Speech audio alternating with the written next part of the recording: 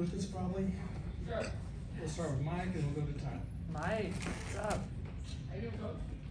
Good, how are you doing? Doing better with the mic now. Coach, you guys get swept on, I think it was Friday, come back and sweep them or win in 5 sets on, my days are all mixed up, but the next day. So what does it say about the resolve and the ability for this team to make adjustments from one match to the next? We always talk about the response, and we didn't play well that first day. So we just watched video that night, and we saw the adjustments we needed to make and just execute game plan. So it was good. I was proud of the fight and the finish on Sunday. Yesterday was awesome. We still have things we can clean up and be more consistent. I mean, we were down 10-17 in the first and second set.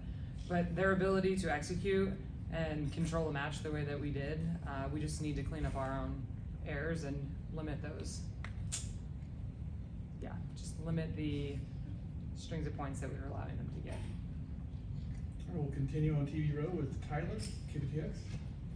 Coach, coming off of that, that upset win on the road at Tennessee, just what kind of confidence boost does that give this team, and just, how are they feeling coming back home?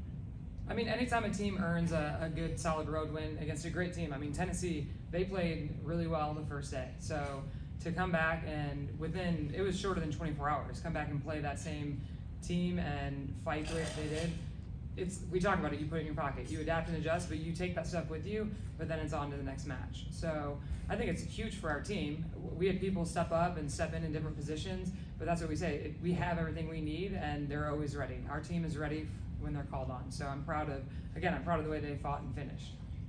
Let's go to your far right to Zane from Texags, and then Jenny and Travis. Hi, Coach. Morgan Christian had a nice weekend leading the team and kills in both games. How crucial of a player is she going to be in your attack as conference play progresses?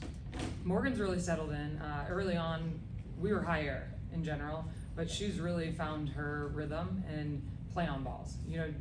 Our left sides get a ton of balls, so she's managing that part of the game really well, and I'm proud of her for that. That's something that she's really been focused on, and she is, the last 2 to 3 weeks now, her and Lauren Davis have been pretty solid.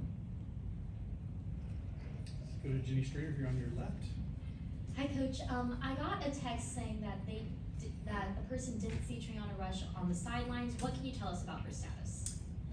For SEC play, we can only travel 17. So week to week, we've changed that up. It's just based on our needs and what's going on. So that changes week to week. And down in front, we'll go to Travis. Hey, Coach. A lot of the same players on the team from last year. Last year didn't go quite as much as you expected. What's different about this season and this team that has made that turnaround and your trajectories going up?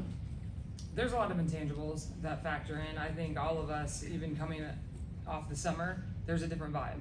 You know what I mean? Like we can have team meals, they can hang out. There's not restrictions on those things, and that's a big part of who we are. So I think that dynamic alone, just the ability to hang out, and be around each other on the road, it's just way different. But the positive is the personalities. They get to know each other, but being around each other the way we can now, that's what you're seeing. It's just that bonding time that we have. In the right middle, we got Ryan from Battalion.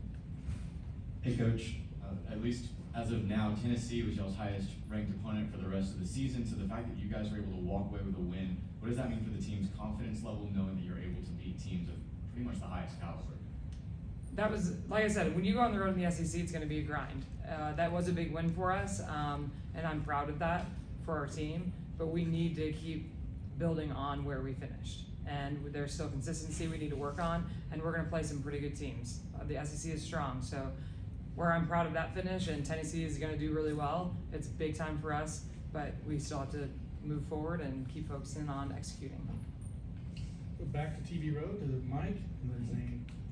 Like you said, we're going to look forward, so let's talk about Georgia, Coach. I know you got back-to-back games with the Bulldogs. What does Georgia do well? What do you guys have to do well to keep this one streak up? Georgia is consistent in the way that they run their system. We know that. Their pins are going to be really strong, so we need to manage their pins. And like I always say, it's about us and us managing our side. We need to pass the ball so we can get our middles and have that balance. That was one thing that we didn't have going, but our pins carried us this weekend. We need to get that balance back against Georgia. It's Dig Pink on Thursday, and then mental health awareness on Friday. So there's gonna be a lot of energy, a lot of things happening at those matches. But they're gonna be good. like I said, the SEC is strong. It's going to be a battle. And we'll wrap it up with Richard Zane from Texas.